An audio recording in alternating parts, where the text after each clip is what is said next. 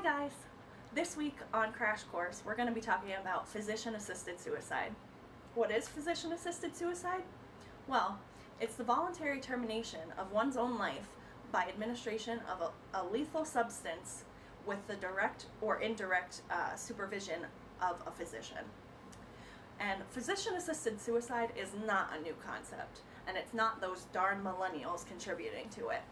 It's actually been around since roughly the 1990s.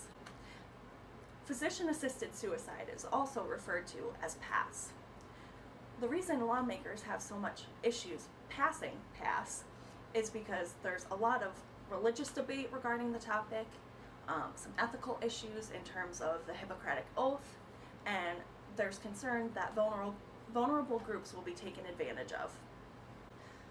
Doctors and other healthcare professionals argue that there are better legal options that exist, such as palliative care, comfort care, pain management, and so on.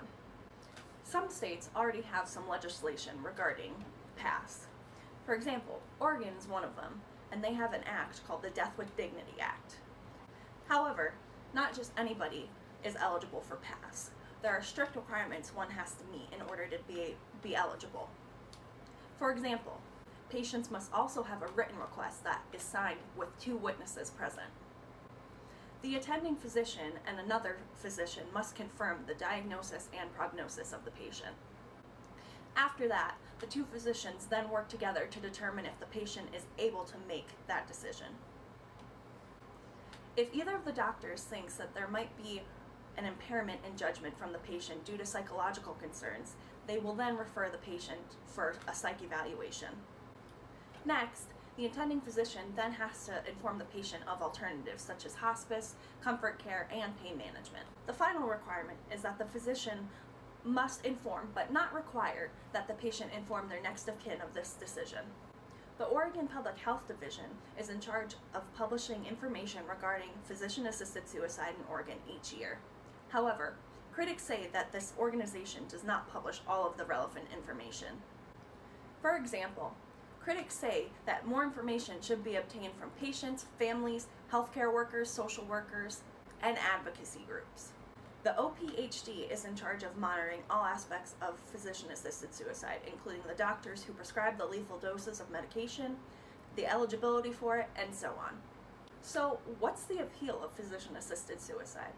Well, these patients typically have terminally ill conditions where they don't have much quality of life. The introduction of right-to-die laws, such as the one in Oregon, were created to allow patients to still have their independence and their dignity. Patients who utilize physician-assisted suicide are able to die at home with their loved ones, not in pain. Patients seeking out physician-assisted suicide typically do not want to die slowly, without dignity, or not surrounded by their loved ones.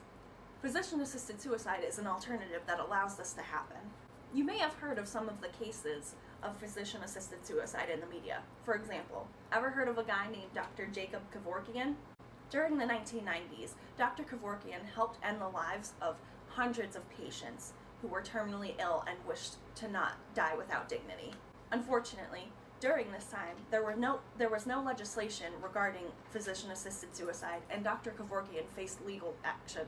Additionally, Dr. Kevorkian made the public extremely nervous regarding physician-assisted suicide, and the movement is still hurting to this day because of his actions.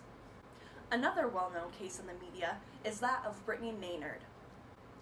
Brittany was a 29-year-old woman living in California with terminal cancer. Once she moved to Oregon and met all the requirements for PASS, she was able to successfully end her life with her independence and her dignity still intact. Well, there's a lot of misconceptions out there, and today we're going to debunk some of those misconceptions. Why is PASS still considered a controversy? The first misconception is that people who utilize PASS are poor or uninsured. This is completely false. Most people who use PASS have some form of insurance and identify in the middle class. Another misconception is that doctors and other healthcare professionals are required to prescribe these lethal doses to their patients. That is completely false. Doctors are not required to, whether it's legal or not. Another misconception is that anyone can get a prescription to carry out PASS, and that's simply not true, as you can see with Oregon and the Death with Dignity Act. There are many requirements in order for patients to be able to utilize PASS. The next misconception is that people will give up more easily if PASS is legalized.